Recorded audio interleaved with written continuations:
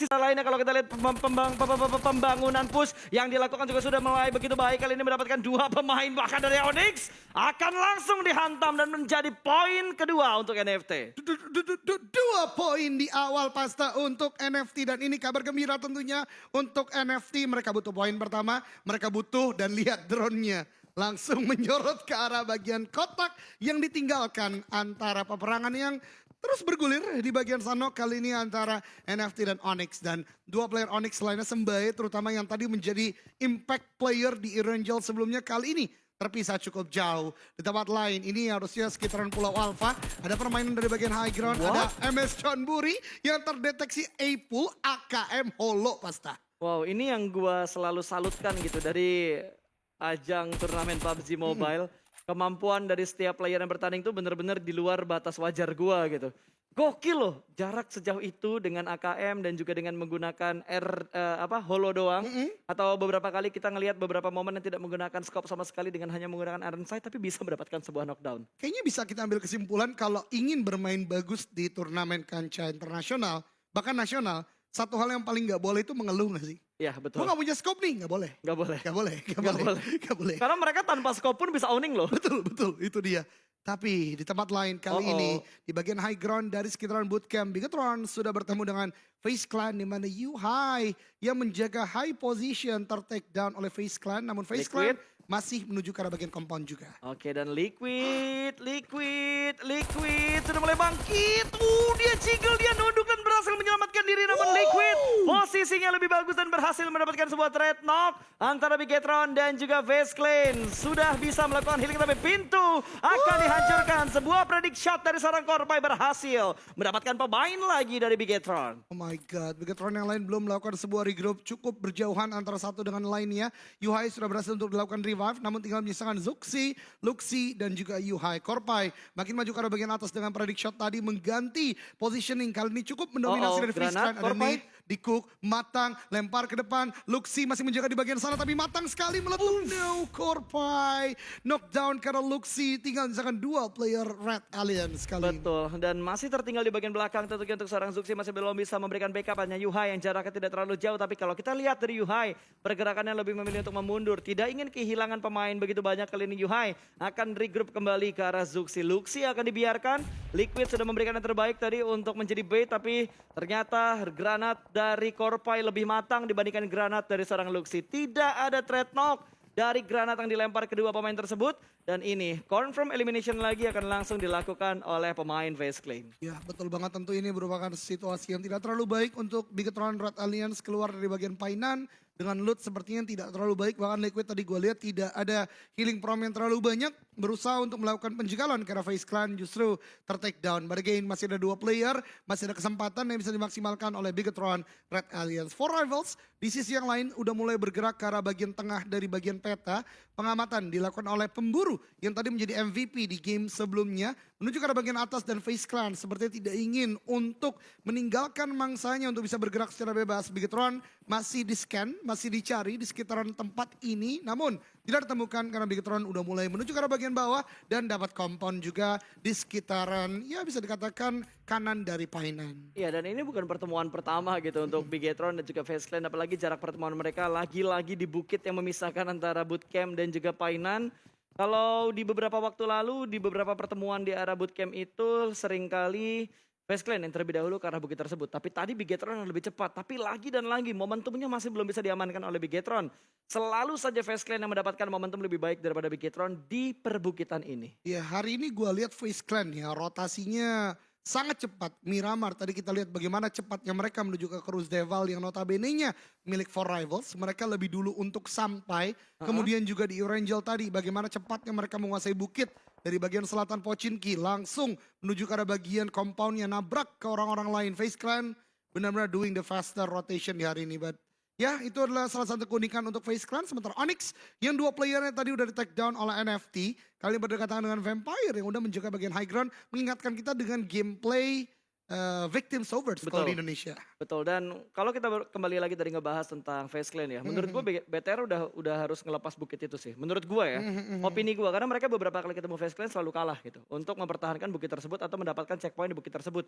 Face Clan rotasi lambat atau rotasi cepat keluar dari bootcamp, entah kenapa mereka selalu bisa mengontrol bukit itu dengan baik. Jadi udah menjadi daerah kekuasaan Face Clan, beberapa kali ketemu dan Bigetron selalu kalah. Menurut gue udah waktunya mereka ngelepas bukit itu, mencari angle lain untuk bisa mengcounter tempat dari Face Clan, atau mereka bakal pilih tempat lain lagi untuk mereka menuju ke arah zona-zona berikutnya, ataupun digunakan untuk checkpoint mereka sampai menunggu zona yang baru. Iya kayak do the late battle aja gak sih Iya pas betul, kayak kayak NFT lah, NFT ngelepas Novo kan akhirnya, karena mereka betul. beberapa kali mikir agak kurang worth it juga untuk nge-fightin BN di arah Novonya. ya betul banget karena kembali lagi kita tidak berbicara tentang pride dan hal-hal sebagaimana ya, tapi lebih ke arah tactical movement. Betul. Kita ketahui banget bootcamp tentu providing high tier loot, Painan walaupun tidak ada kontes tapi bisa kita lihat dari loot yang didapatkan oleh Bigetron tidak terlalu maksimal dan mungkin itu bisa menjadi salah satu paradigma baru lah atau pemikiran baru yang akan dilakukan. But again, tim lain yang kali ini secara lootingan mungkin tidak terlalu banyak eksis, kacang susu bahkan tidak punya vest. Dan di depan mereka ada Gak ada BN tas United. juga, Jan. Gak ada tas juga bahkan. Tas gak ada face. Dan entah kenapa tadi kita sempat ngebahas BN dan juga NFT. Tiba-tiba BN terspot. Dan jarak mereka cukup dekat dengan tim Axis. Di mana Axis 3 pemain mereka lagi main voli pantai kayaknya. Bener-bener 4 pemain malah saat ini ada di bagian pinggir pantai. Dan tertib banget pemain-pemain dari BN. Mereka tidak melakukan begitu banyak movement, mereka hanya menunggu di bagian dalam rumah dan mungkin ini bakal ada strategi happy birthday dari pemain-pemain BN untuk ke Axis. Barusan gue lihat di bagian face camnya Silence udah ada shot call yang diberikan. White Cat tadi lihat ke arah bagian belakang, udah mulai melihat ke arah bagian depan. Dan ini dia the happy birthday setup by BN United. One knockdown, tapi masih mencari yang lainnya. Aris juga mendapatkan knockdown. Berarti 2 player dari tim BN United udah mulai mendapatkan takedown lagi. ke arah Axis. Dan bahkan last man standing saja Pasta. Kali ini dari Axis, tembakan close contact Oh, combat reload. justru reload. Dan Oh Mika my kali ini masih God. berdansa. Dan BN United, 2 player yang menjaga justru dibalikkan Pasta. Betul banget, dan tadi benar-benar sebuah momentum yang tidak diinginkan oleh pemain dari BN. Ketika dia mendapatkan satu, ingin mendapatkan sebuah confirm elimination, tapi ternyata dia reload. Padahal kalau diperhatikan pelurunya masih ada tadi. Wah itu dia ya, salah satu masalah senjata peluru banyak pas M249, Thompson, MG3, DP. Kita kadang reload padahal masih bisa Itu gitu dia. loh. Itu yang gue bingungkan gitu, untuk beberapa pemain ya. Peluru masih banyak, tapi lu reload. Oke, itu mungkin akan bisa menjadi salah satu pembelajaran buat kita semua ya. Terutama yang mungkin mau push rank di season baru nanti atau mau jamin kompetitif. Selalu lah kita lihat dulu keadaan udah benar-benar steady untuk melakukan reload atau tidak. Dan BN United sepertinya tidak ingin untuk ya pergi begitu saja. Mereka ingin melakukan revenge tentunya. Balas dendam ke arah Axis yang tinggal misalkan 3 orang kali ini. Akan mulai bergerak sebentar lagi dan dijaga oleh Capone dan juga Sunowas dari bagian high ground. Ya tapi kalau lihat dari setup BN ini udah kayak setup hidup dan mati gitu. Antara mereka menang ya alhamdulillah, kalah ya udah nggak apa-apa. Yang penting mereka bisa ngerepotin Axis yang datang dari bibir pantai. Iya, ini kalau kata lu biasanya apa? Cacing-cacing naga-naga ya. Kita Wolvie, cacing-cacing Wolvie ya? naga-naga gitu. Harris reward kan. Iya, Harris reward betul banget karena Access di sini juga pasti akan mengambil lagi lootingan yang diberikan oleh 2 player BN United lainnya dan ditambah mereka sebelumnya tentu akan memperkuat lah pergerakan dari BN United yang ini masih worth it untuk melakukan penjagaan karena masih dekat dengan zona juga. Betul. Walaupun kembali lagi shifting zona keempat yang berbahaya di Sunhawk. Betul, dan kayaknya dari Axis mereka sadar deh, nggak mungkin pergerakannya agak nggak wajar kayak gini, tapi tiba-tiba bertemu lagi tim Indonesia di mana Voldemort tiba-tiba masuk ke arah kandang dinosaurus kali ini. Untung saja Voldemort masih selamat, kembali langsung lagi bergerak dan menuju ke bagian high ground, tapi berpindah lagi front shoot dari Kevin, ternyata gagal backup dari sebelah bukit kanan pun sepertinya masih belum bisa mendapatkan sebuah knockdown karena pemain dari Axis. Wow, sebuah setup happy birthday berikutnya juga gagal diberikan oleh BN United dan Sunowas menjadi last man standing. Nate dilemparkan, memberikan pressure, damage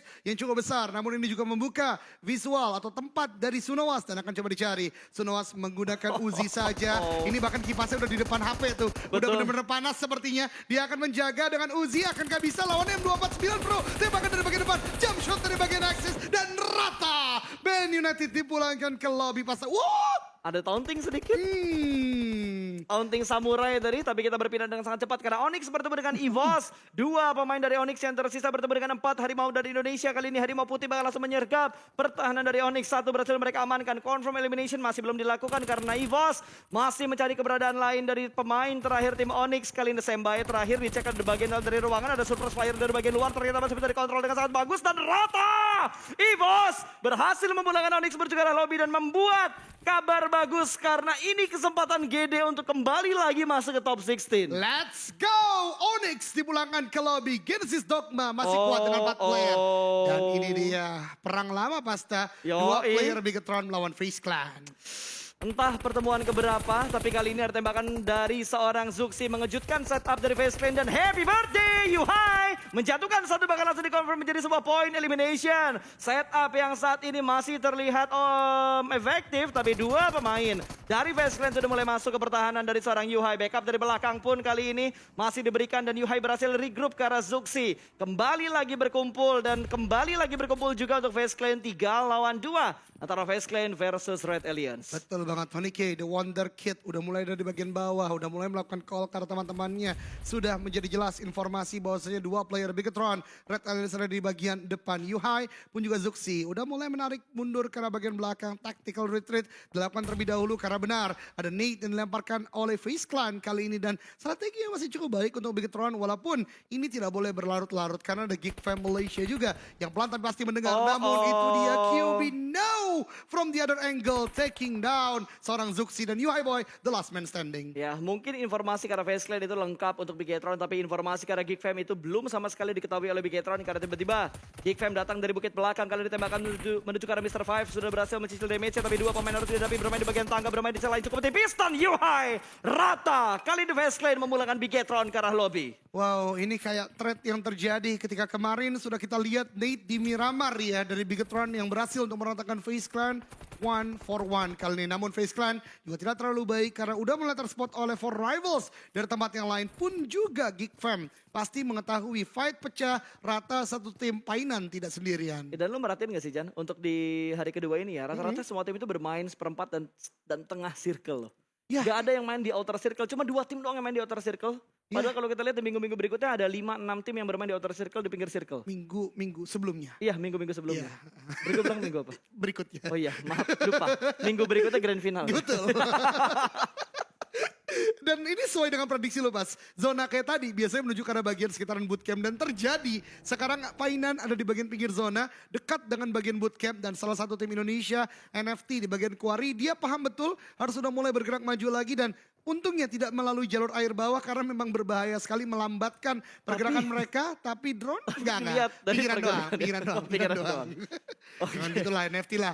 Baru gue bahas ya. Atau turun.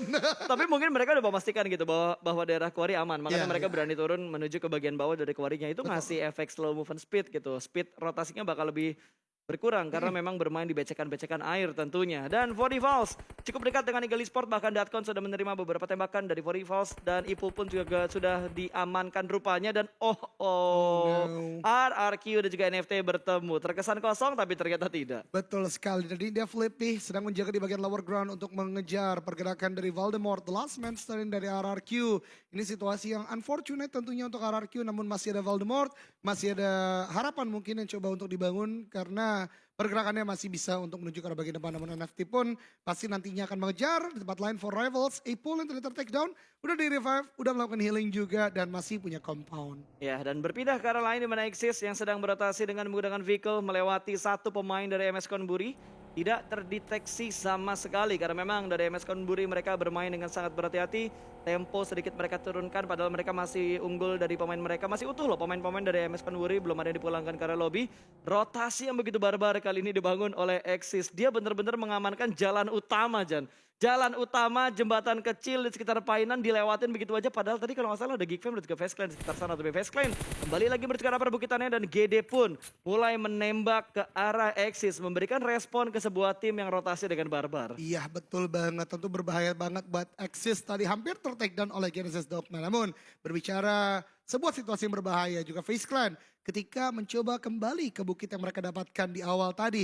Kali ini ada Eagle yang sudah bertengger menjaga dari bagian high ground Korpai. Ini FaZe Clan menurut gue dari jalur komunikasinya aktif, kemudian juga efektif karena sedari tadi seperti tahu di manakah lawan-lawan yang ada di depannya dan seperti sangat-sangat konsisten pergerakan mereka. Kalaupun mau agresif, tarik ulur dulu dan Eagle bahkan nggak bisa juga untuk penetrate masuk ke arah bagian Face Clan karena setup mereka juga masih cukup baik di bagian lower ground. Ya, dan tentunya kalau kita lihat ya, tadi Face Clan yang berusaha meretake kembali tempat mereka yang sudah mereka tinggalkan ini menjadi pembuktian juga gitu. Apakah mereka benar-benar menguasai perbukitan ini dengan baik? Dan menurut gue dengan posisi yang mereka amankan sekarang, ini setup mereka yang udah bener-bener mereka pikirkan banget ketika udah ada tim lain di bagian sana, mereka nggak buru-buru untuk meretek tempat tersebut. Karena terlalu banyak posisi yang riskan banget, seperti posisi dari MS Konburi, posisi yang datang dari arah Painannya juga. Mereka menurunkan tempo mereka untuk naik ke bagian atas dan sedikit mengambil bagian perbukitan tersebut. Betul sekali, itu dia setup-setup yang tentu datang dari experience teman-teman sekalian. Dan ini dia MS Konburi yang tadi sempat dibahas oleh Pasta juga masih 4 orang. Tapi trigger disiplin lagi dan lagi karena tadi belum masuk dalam zona, belum ada tembakan. Sementara zonanya di Infinity, tadi di bagian luar zona atau di tengah zona, sekarang di luar zona. Sedangkan benar-benar menuju ke arah sekitaran Painan dan ini sulit karena tidak banyak kompon, banyaknya open field. Betul, ini ngambil di bawah jembatan menurut gue jadi area yang kurang nyaman juga gitu. Kalau misalkan ada backstep dari belakang, lalu ada tembakan dari bagian pinggir sungai yang lainnya, ini sangat berbahaya. Tapi resiko itu bakal diambil sama Face Clan, di mana pergerakan mereka menuju ke arah tempat atau di bawah jembatan tersebut. Korpai cek ke arah sebelah kanan dulu, di mana tadi di sebelah kanan kalau nggak salah ada pemain dari MS Konburi. Iya betul banget, dan dia Axis yang tadi sempat ngepot juga dari kendaraannya dan MS Konburi ternyata ditembaki oleh Tony K untuk membuat sebuah space untuk seorang Korpai bisa bergerak ke tempat lain. MS Konburi justru saat melakukan pressure ke arah Face Clan terbuka posisi mereka, para Jin dari bagian atas knockdown dan memulangkan langsung knockout satu orang ke lobby. Betul sekali. Poin pertama untuk Eagle Esports saat ini. MS Konburi kehilangan satu pemain mereka karena agak sedikit overpick tadi menuju ke arah Eagle Esportsnya sendiri. Mereka benar-benar mengamati daerah ini dengan sangat bagus. Bahkan masih meninggalkan satu pemain loh. Eagle Esports di arah belakang untuk menjaga tim yang datang dari bootcamp. Iya betul banget. Ini sempat dibahas juga oleh junior ya. Dimana permainan-permainan tim saya ini awareness-nya udah sangat tinggi. Dalam artian dalam bergerak mereka tetap memainkan Eagle Eye-nya untuk melihat ke arah bagian belakang. Dalam repositioning, dalam holding position tetap meninggalkan satu orang di bagian belakang. Dan ini yang membuat saya itu kuat banget secara kompetitif. Namun GD kali ini Barbar coy, hampir tadi mendapatkan damage yang besar. Iya, Nichil ter-take down Pasta. betul, tapi masih ada 3 player aktif tentunya dipunya oleh GD Git saat ini. Mereka menabrak pertahanan dari Geek Fam di arah Painan, tapi arah observernya masih memfokuskan untuk beberapa tim yang berperang di bagian pinggir zona. Ya betul banget GD, gerakannya cukup berbahaya. Tadi berbahaya juga untuk MSC lagi dan lagi justru ter-take down oleh para Jin dari bagian high ground. Dan ini adalah permasalahan bermain di bagian tengah zona ketika tidak banyak obstacle. Justru menjadi sasaran tembak dari para player yang mempunyai visualization luas di bagian high ground. Termasuk tadi tim Eagle Esports. Ya, dan lu tahu nggak sungai di Sanhok ini nggak semuanya tuh berenang. Nah, Ketika lo nyebrang itu lo jalan. itu dia. Itu yang bikin PR. Kalau berenang masih mending. Lu masih bisa nyelam gitu, nutup angle-nya. Tapi ini kan bener-bener jalan gitu. Malah Jadi pelan banget lagi. Iya kan? Betul, Bunny Hop pun udah susah banget kalau Susah. timingnya nggak dapet. Betul banget. Ditambah, itu sungai kan nggak kita buat berenang ya. Tapi kalau knockdown hilang, Itu langsung pulang ke itu lobby. udah nggak ada kesempatan buat lo ke revive. Jadi Betul. apa ya, tinggi sungai itu nanggung. Iya betul. Nanggung. Ketinggian airnya nanggung karena kalau knockdown kelelep malah justru pas. Itu dia. Oke, dan NFT dan juga RRQ ternyata mereka tidak melanjutkan fight mereka dengan komit. Tapi kalau kita lihat dari RRQ mereka banyak banget. NFT pun pergerakan mereka dipotong oleh Vampire di mana Ravenclaw. Kalau kata Sanskui, Bang Kumis menembak pergerakan dari NFT Evolve juga sedang mendapatkan sebuah gempuran bersama dengan tim dari The Xavier. Betul sekali, Nate dilemparkan ke arah bagian dalam, cukup matang, splash damage yang cukup besar. Laser harus melakukan heal terlebih dahulu. Evos dengan satu player masih di bagian luar zona. KF ada sebuah smoke juga dilemparkan ke arah bagian kiri agar tidak ter-take down. Laser udah mulai penetrate masuk ke dalam sebuah compound dari Vampire. Lagi dan lagi Bang Kumis dan kawan-kawan melakukan tembakan ke arah bagian depan. Ramones ter-take down. Flippy pun juga Ron menjadi last man standing yang terlihat di bagian zona kali ini. Betul, tapi kalau kita perhatikan di arah camp bawahnya, di mana Evos berhasil mendapatkan satu pemain dari The Xavier, bahkan korban berikut juga bakal berjatuhan kali ini di arah bawahnya. Belum dijadikan layar utama, tapi Evos perlahan-lahan menjatuhkan satu pemain dari The Xavier. Tinggal melihat setupnya lagi dan KF dengan low HP lempar begitu saja dan berhasil mencicil HP milik Lamborghini. Betul, kalau ter-revive pun jadi 4 melawan 3 tentunya antara Evos dan juga The Xavier.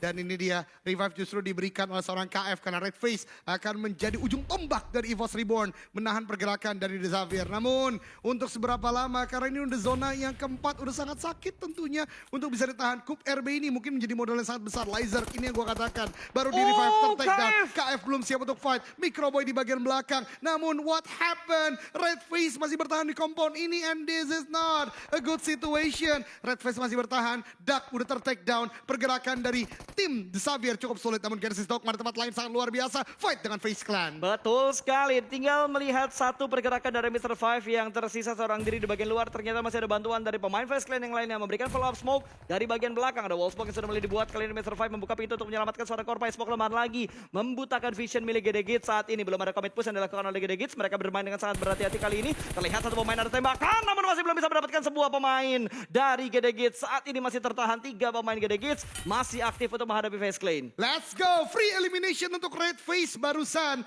mendapatkan satu elimination namun butuh first aid Red Face. Let's go first aid but no time. So well played untuk EVOS Reborn di game kali ini. Tinggal misalkan masih ada satu? Masih ada satu.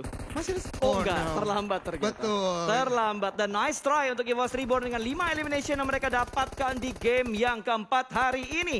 Eagle Esport kali ini yang sedang menghadapi pemain-pemain dari Warivals, di mana Warivals hanya menyisakan satu pemain mereka di bagian dalam sana. Ternyata Revive berhasil mereka bangun. Molotov sudah mulai dilemparkan membatasi pergerakan dari Warivals. Tapi satu pemain vaulting out ke bagian luar dan mengintip dari bagian bawah, bahkan berhasil mendapatkan seorang Namshin kali ini mendapatkan sebuah confirm elimination dan berhasil setidaknya mendapatkan satu tambahan poin untuk Warivals. Lihat bagaimana permainan saya, luar biasa banget. Ada kesamaan pola pikir bisa dibangun, namun ini di Epi, di biasa kembali beraksi. Tembakan ke squatter combat, Epi masih mencari, tarik ulur terlebih dahulu, namun ini dia knockdown dengan DBS, benar-benar luar biasa. One more, tembakan ke depan, namun ternyata bait movement Datcon just to on point. Pulang ke lobby untuk for rivals dan Datcon tidak akan melakukan revive, masuk ke dalam zona adalah prioritas utama kali ini. Betul, tapi arah dia benar-benar bebas banget untuk masuk ke dalam zona berikutnya. Namun sudah mulai dipantau oleh beberapa tim kali ini. Axis datang dari belakang, ternyata Geekfam masih bisa melihat pergerakan dari Axis. Sementara GD Gits hanya bisa memantau dari bagian high ground yang sudah mereka tempatin saat ini. 4 pemain sudah mulai berkumpul dan ada kelas combat di bagian bawah namun belum tertangkap oleh kamera kita. Di arah lain Mika berusaha untuk menyelamatkan diri, tapi satu persatu pemain dari Vampire juga berhasil diamankan. RRQ menembak dari bagian belakang dan RRQ pun dipulangkan bercerai lobby. Tidak bisa bertahan lebih lama lagi dan kita lihat dari Vampire yang berusaha masuk ke dalam zona tertahan oleh Geekfam. Granat yang meletup mendapatkan satu pemain, bahkan Daybot ternyata granat lain dari Geekfam berhasil mendapatkan pemain dari GD Gits. Dari kali ini Satar dengan menggunakan second weapon dia berhasil menembakkan satu pemain lagi dari GD Gits. Dari Geekfam Malaysia.